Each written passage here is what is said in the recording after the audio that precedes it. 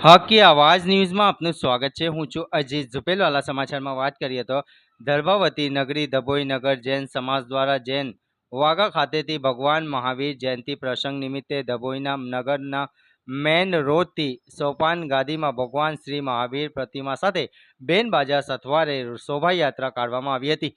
આ શોભાયાત્રા કર્યા બાદ વકીલ બંગલા લાલ બજાર ટાવર થઈ મેન રોડ આખા નગરમાં ફેરવવામાં આવી હતી, જેમાં ભગવાન મહાવીરના નારા લગાવતા ભક્તિભાવ માહોલમાં સર્જાયો હતો તથા અને જૈન વગા ખાતે સમાપન કરવામાં આવ્યું હતું। આ શોભાયાત્રા ચંદ્રકાંતભાઈ ઘડિયાળીના આગેવાની હેઠળ અને સમસ્ત જૈન સમાજના ભાઈઓ બહેનો અને ધર્મપ્રેમીઓ શોભાયાત્રામાં જોડાયા હતા તેમ જાણવા મળ્યું હતું।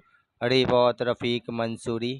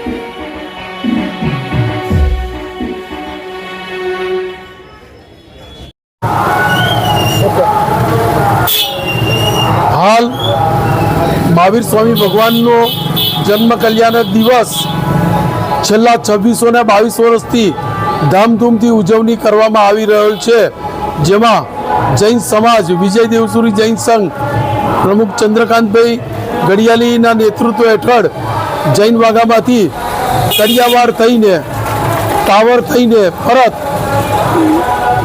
અમારા વર્ષો જૂની પરંપરાગત સુપન ગાડી જેમાં 14 સ્વપ્ન બિરાજમાન હોય છે તેમજ ભગવાન સાક્ષાત બિરાજવામાં આવે છે તે સાથે સંપૂર્ણ શોભાયાત્રા કાઢવામાં આવે છે।